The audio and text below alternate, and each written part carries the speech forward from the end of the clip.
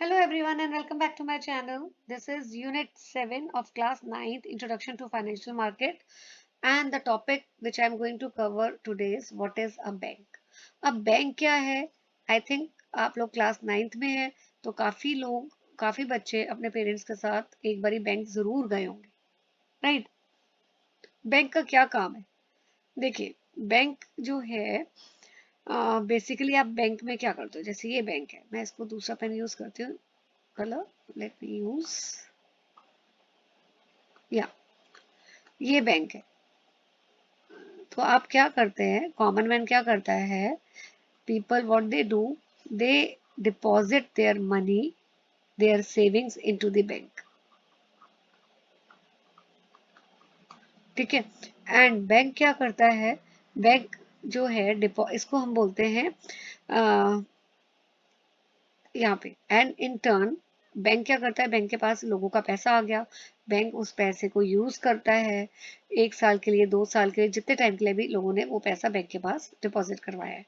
And bank बदले में इन लोगों को क्या देता है, इंटरेस्ट, ठीक है।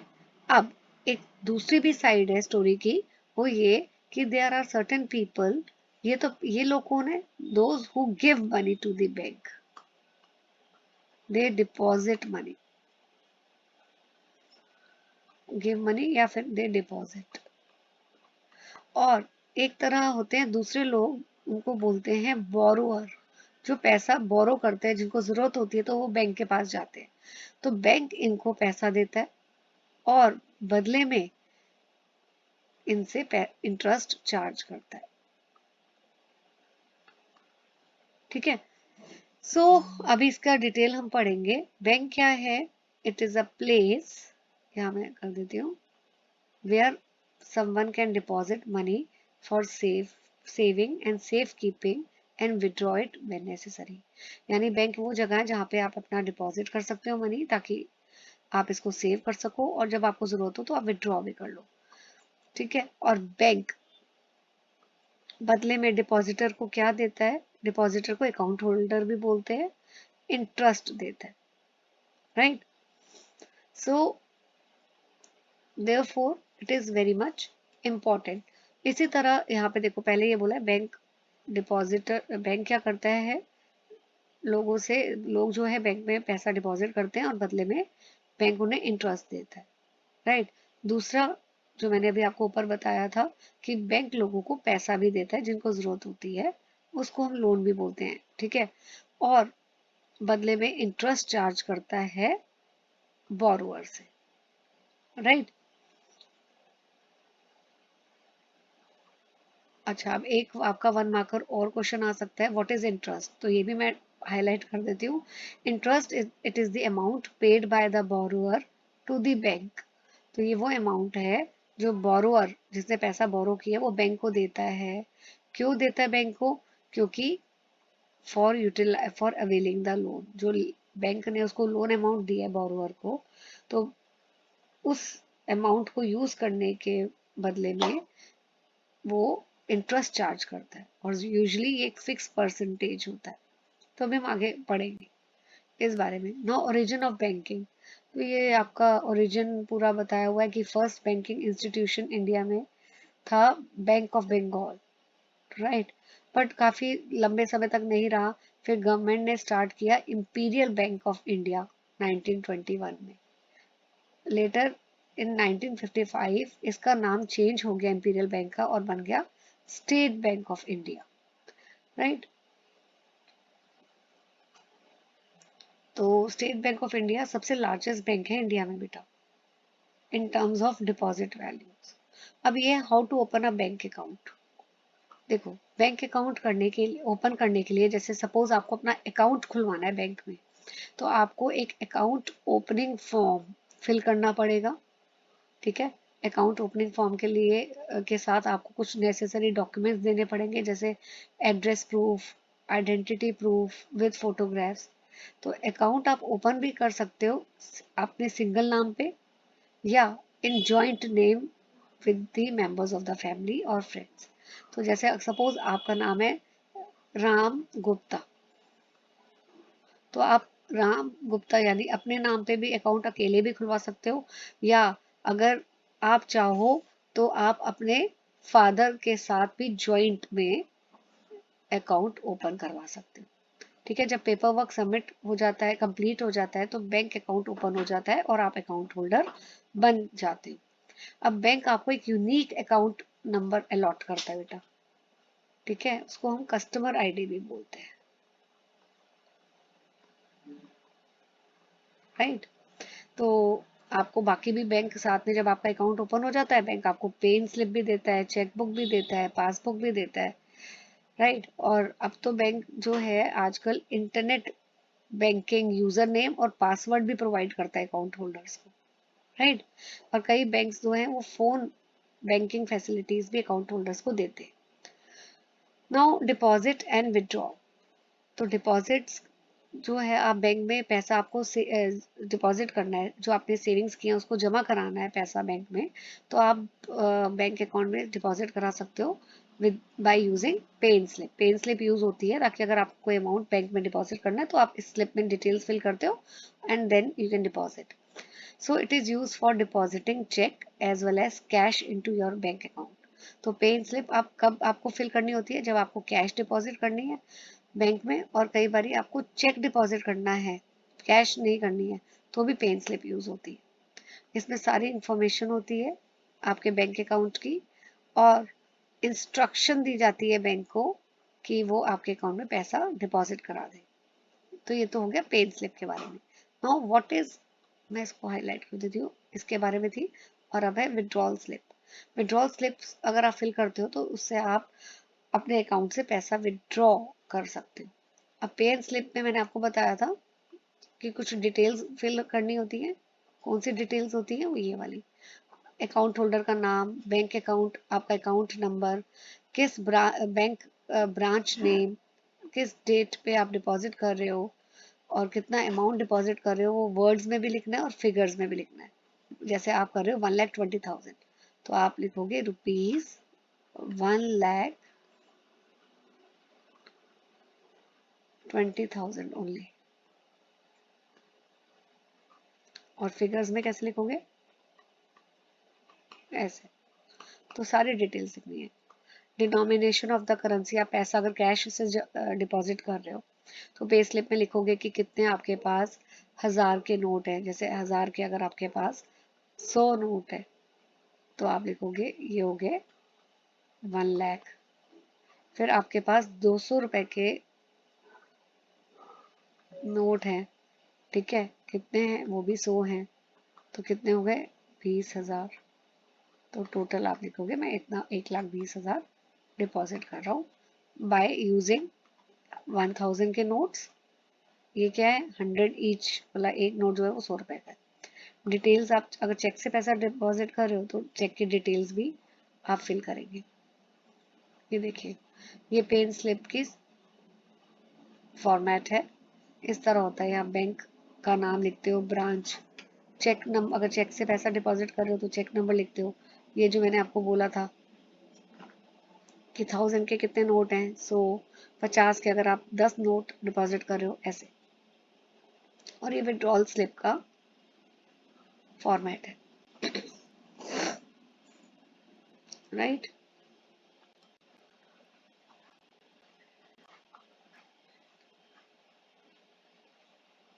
तो यहाँ पे सारा लिखा होता है, नेम ऑफ विड्रॉल में, यहाँ देखिए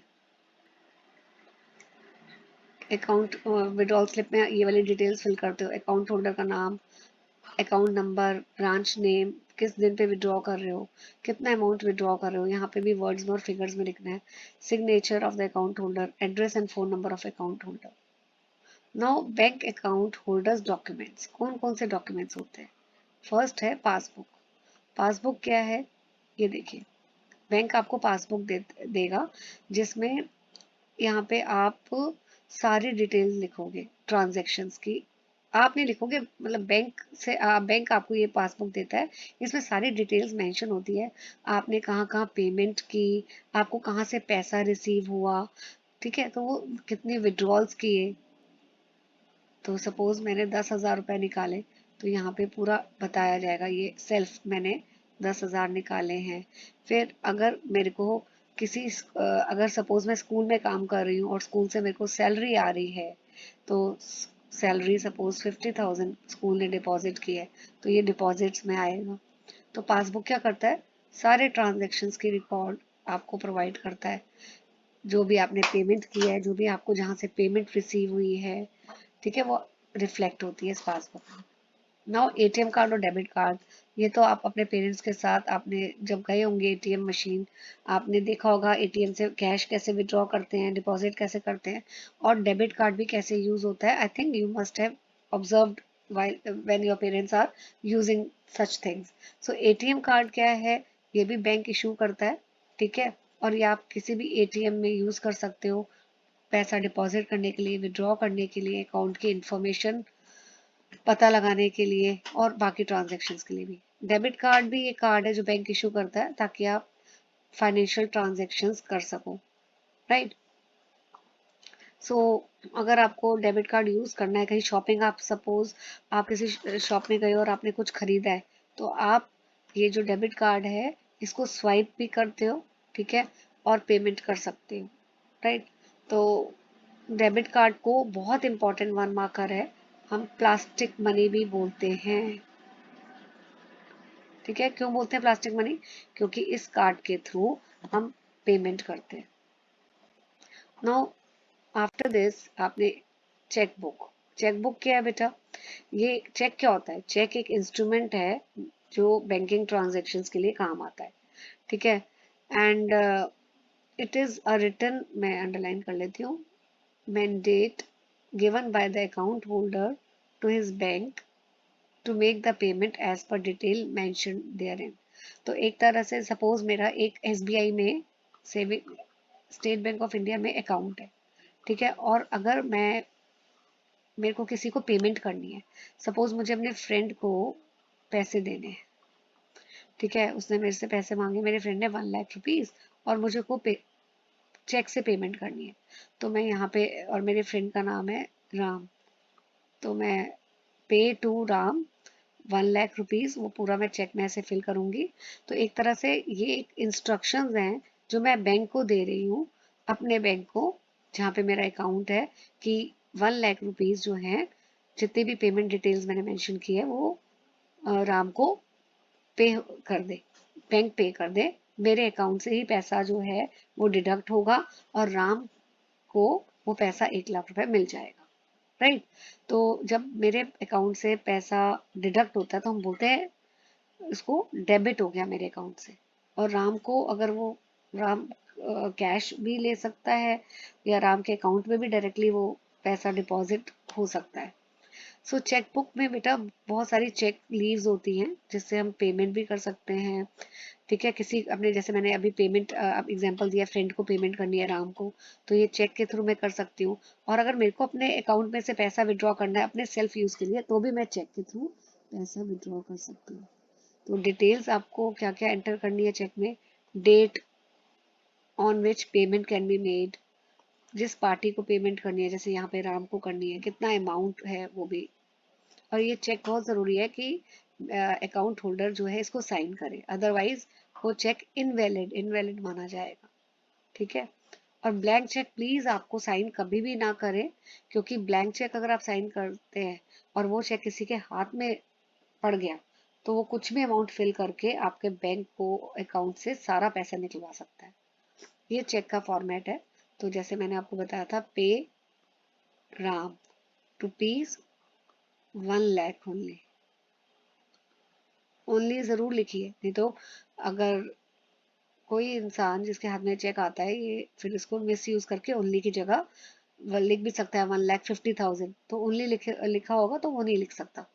फिर यहाँ पे फिगर्स में लिखिए 1 लाख, और ये जरूर ऐसे कर दीजिए, डेट यहाँ पे मेंशन करिए, और यहाँ पे साइन भी करिए, राइट। अकाउंट नंबर, यहाँ पे आजकल तो प्रिंटेड ही अकाउंट नंबर आते हैं।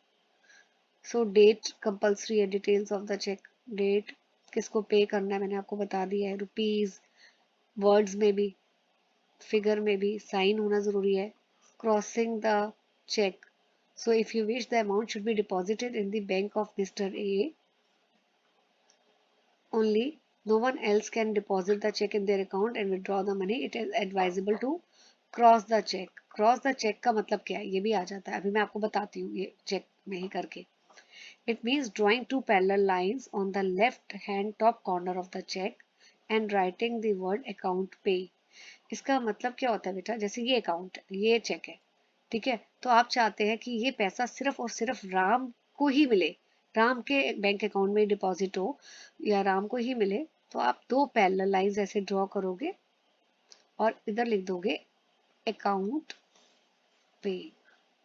तो इस जब आप अकाउंट पे ही लिखते हो तो इसका मतलब है ये पैसा सिर्फ राम के पास ही जाना चाहिए, राम के अकाउंट में. तो चेक क्रॉसिंग द चेक का मतलब होता है दो लाइंस, पैरेलल लाइंस ड्रॉ करना ऐसे, और writing the word in between the lines. ठीक है. And in case you wish to withdraw for yourself, you need to mention as self without crossing the check. अच्छा, एक चीज और है यहाँ पे, ये तो आपने राम को पैसा देना था, लेकिन सपोज आपने चेक का यूज करना है खुद ही पैसा विड्रॉ करने के लिए, आपने अपने अकाउंट से पैसा निकालना है अपने सेल्फ यूज के लिए, तो आप यहाँ पे राम की जगह क्या लिखेंगे, आप लिखेंगे सेल्फ, कि आप अपने लिए करें, और उस केस में आपको अकाउंट पे ही नहीं लिखना. ठीक है, ये चीज का ध्यान रखना है बेटा. और ये मेरी एडवाइस है कि आपको जब भी टाइम मिले तो आप प्लीज बैंक जाइए अपने पेरेंट्स के साथ और देखिए कि कैसे बैंकिंग ट्रांजैक्शंस होती हैं. ठीक है. और ये अकाउंट नंबर है, जो अकाउंट होल्डर, हर ये अलग अलग होता है, हर अकाउंट होल्डर का अलग अलग नंबर होता है. तो चेक जब फिल हो गया तो इस तरह वो दिखेगा. अब टाइप्स ऑफ बैंक अकाउंट, तो बहुत तरह के बैंक अकाउंट होते हैं. पहला तो है saving bank account. Saving bank account क्यों होते हैं, ताकि लोग जो हैं वो अपना, it basically encourage people to save money. तो लोग जो अपना सेविंग्स करते हैं उनको कहाँ डिपॉजिट करते हैं, सेविंग बैंक अकाउंट में. ठीक है. मेन इस अकाउंट का पर्पस क्या है, ताकि लोगों में सेविंग हैबिट डेवलप हो. राइट. और आप इस अकाउंट से जब भी आपको जरूरत है आप पैसा कभी भी विड्रॉ भी कर सकते हैं. नॉर्मली जो सैलरीड इंडिविजुअल्स हैं या हाउस वाइफ्स हैं या रिटायर्ड लोग हैं, वो ये अकाउंट ओपन करवाते हैं और इसमें पैसा सेव करते हैं, अपनी सेविंग्स इसमें डिपॉजिट करते हैं. तो ये भी जो भी आप डिपॉजिट बैंक में करते हो सेविंग बैंक अकाउंट में, उसमें आपको इंटरेस्ट भी मिलता है. राइट. एंड आपको साल में 2 बार ये इंटरेस्ट मिलता है. अच्छा, know what is current account. Current account ज्यादा ये कौन ओपन करता है, बिजनेसमैन, कंपनीज जो बिजनेस की बड़ी बड़ी ट्रांजेक्शन्स है, वो अपना पैसा कहाँ पे सेव करती हैं, कहाँ डिपॉजिट करती हैं अपना पैसा, करंट अकाउंट में. ठीक है. और जो यहाँ पे मनी डिपॉजिट होती है इन अकाउंट में, यहाँ कोई इंटरेस्ट नहीं मिलता, they do not get any interest. Right. But account holders के पास फैसिलिटी है, वो पैसा चाहे तो विड्रॉ कर सकते हैं जब भी उनको जरूरत है from their current account. Right. और अगर वो ओवरड्रॉ करते हैं, ओवरड्रॉ का मतलब क्या है, ओवरड्रॉ का मतलब है सपोज करंट अकाउंट में है 50 लाख और कंपनी ने जिसने यहाँ पैसा सेव किया, डिपॉजिट कराया हुआ है, उसको चाहिए 60 लैक्स की जरूरत है, वो 60 लैक्स अकाउंट से निकाल सकता है. इसको बोलते हैं ओवरड्रॉ. मतलब जितना आपके पास पैसा पड़ा है उससे ज्यादा ओवर ड्रॉ कर लिया आपने. सो इस क्योंकि आपने ज्यादा पैसा ड्रॉ कर लिया है तो बैंक बदले में आपसे इंटरेस्ट चार्ज करता है. Right. Now other services which are provided by bank. एक तो है बैंक जो है बहुत सारी सर्विसेज प्रोवाइड करता है, जैसे आपके जो accepting payment of telephone bills, ठीक है, टैक्सेस एक्सेट्रा. तो अदर फैसिलिटीज भी बैंक आपको प्रोवाइड करता है, जैसे इशू करता है credit cards and also accepting payment of telephone bills. अब हमारे यहाँ पे एक चीज और है बेटा, fix deposits and recurring deposit. इसके बारे में हम पढ़ेंगे. फिक्स डिपॉजिट क्या होता है, फिक्स डिपॉजिट एक लमसम अमाउंट है जो आपने एक टाइम, वन टाइम जो है आपने इसको डिपॉजिट कर दिया या इन्वेस्ट कर दिया. तो डिपॉजिटर जो है वो इन्वेस्ट करता है लमसम अमाउंट. बैंक इसमें बदले में क्या देता है, इंटरेस्ट रेट देता है. Fixed return. जो नॉर्मली सेविंग बैंक अकाउंट में जितनी भी आपको इंटरेस्ट मिल रहा है ना, आप उससे ज़्यादा आपको, अगर आप पैसा फिक्स डिपॉजिट में लगाते हो तो उससे ज़्यादा आपको रेट ऑफ इंटरेस्ट मिलता है फिक्स डिपॉजिट में। लेकिन fix deposit can not be easily liquidated, यानी कि आप ने एक बार ही पैसा फिक्स डिपॉजिट में सेव कर लिया, डिपॉजिट करा दिया, तो आप उसको विड्रॉ नहीं कर सकते हो। ठीक है, जब आपने सपोज आपने अगर ये पैसा 1 साल के लिए लगाया है और आपको 6 महीने के बाद पैसे की जरूरत है, तो आप 6 महीने वो पैसा नहीं निकाल सकते। लेकिन सेविंग बैंक अकाउंट में क्या है, जब भी आपको पैसे की जरूरत है आप कभी भी निकाल सकते हो। तो बैंक जो है, एग्जाम्पल दिया हुआ है, 7% रिटर्न देता है 1 ईयर अगर आप फिक्स डिपॉजिट में पैसा लगाते हो। तो जो इन्वेस्टर है, एग्जाम्पल है ये, अगर 10,000 रुपये उसने फिक्स डिपॉजिट में सेव किए हैं, तो 1 साल के बाद कितना मिलेगा, ये कैसे कैलकुलेट किया है, 10,000 पे 7% कितना हो गया, 700 रुपये। तो 1 साल के बाद आपको एक तो इंटरेस्ट बैंक देगा आपको 700, और जो आपने पैसा डिपॉजिट किया था वो भी मिलेगा। तो 1 साल के बाद आपको मिल गया 10,700।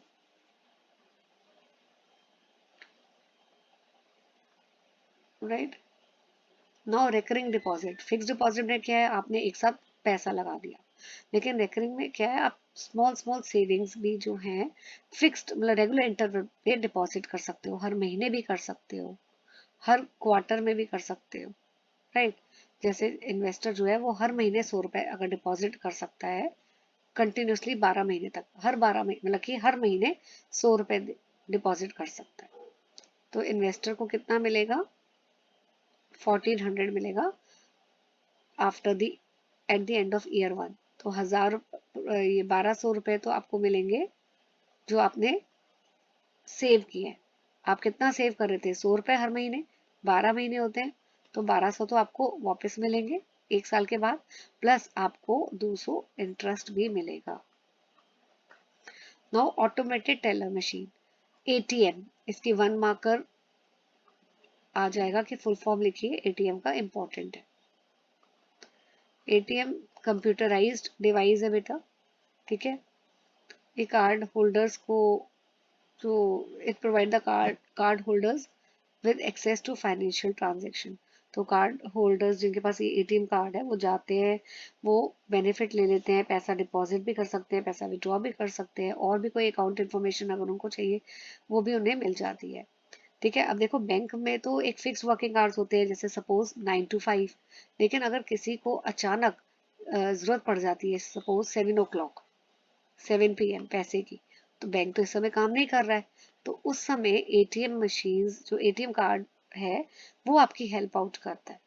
ठीक है, एटीएम कार्ड्स क्या है, अकाउंट होल्डर को अलाउ करता है कि वो कभी भी कैश विड्रॉ कर सकते हैं at any time without the help of banking staff. ठीक है, तो इसमें आपको बैंक के वर्किंग आवर्स पे डिपेंड नहीं करना। आपको रात को 10 बजे भी जाना है, पैसे की जरूरत है, आप 10 बजे एटीएम मशीन जाइए और पैसे विड्रॉ कर लीजिए। राइट। तो अकाउंट होल्डर के पास एटीएम कार्ड होना चाहिए, इसको प्लीज सेफ कस्टडी में रखा जाता है। और एटीएम कार्ड, ये इसमें ना पिन भी होता है, ये पिन किसी के साथ शेयर नहीं करना चाहिए, नहीं तो मिस यूज हो जाएगा। पिन का फुल फॉर्म भी आता है बेटा पेपर में, what is the full form, मैं आपको 1 मार्कर भी साथ साथ बताती जा रही हूँ। राइट। ये आपको पिन का फुल फॉर्म है पर्सनल, सॉरी मैं हाईलाइट कर देती हूँ, आइडेंटिफिकेशन नंबर, ये इंपॉर्टेंट है। राइट, ये वाला। Now comes electronic banking. Electronic banking क्या है, इंटरनेट बैंकिंग है, जहाँ पे अकाउंट होल्डर को बैंक जाने की जरूरत नहीं है, वो अपना अकाउंट घर बैठे इंटरनेट के थ्रू ऑपरेट कर सकता है। इससे अकाउंट होल्डर का टाइम बचता है, उसको बैंक जाने की जरूरत नहीं है, और जो बैंक का भी जो फिजिकल स्पेस है, ठीक है, वो भी उसको उतनी जरूरत नहीं पड़ती है, क्योंकि बहुत सारे लोग अब विजिट नहीं करते नॉर्मली। आज के टाइम पे तो हर कोई बैंकिंग ट्रांजेक्शन्स जो है फंड्स ट्रांसफर करने इंटरनेट के थ्रू ही कर लेते हैं।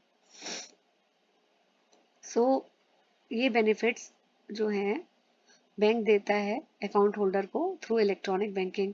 बैंक बैलेंस आप चेक कर सकते हो, बैंकिंग ट्रांजेक्शन चेक कर सकते हो, आप कोई भी इलेक्ट्रिसिटी बिल है, टेलीफोन का बिल है, आप ऑनलाइन पे कर सकते हो। आप किसी और के अकाउंट में पैसा ट्रांसफर कर सकते हो, आप इवन चेकबुक भी रिक्वेस्ट कर सकते हो। ठीक है। सो समरी हमेशा मैं हमेशा आपको बोलती हूँ समरी जरूर पढ़नी है। बैंक की डेफिनेशन, वो प्लेस जहाँ पे आप पैसा डिपॉजिट करते हो। ठीक है। बैंकिंग स्टार्टेड इन टेम्पल्स, और पहले यहाँ पहला इंपीरियल बैंक गवर्नमेंट ने सेट किया था 1921 में, और बाद में ये जो है इसका रीनेम इसको कर दिया state bank of India. Right.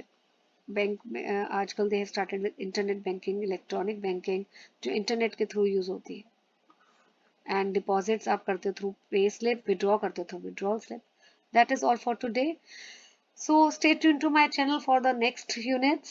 I will be uploading such videos and I am also going to wind up with the syllabus. हम लोग आज ये यूनिट 7 कर चुके हैं कंप्लीट।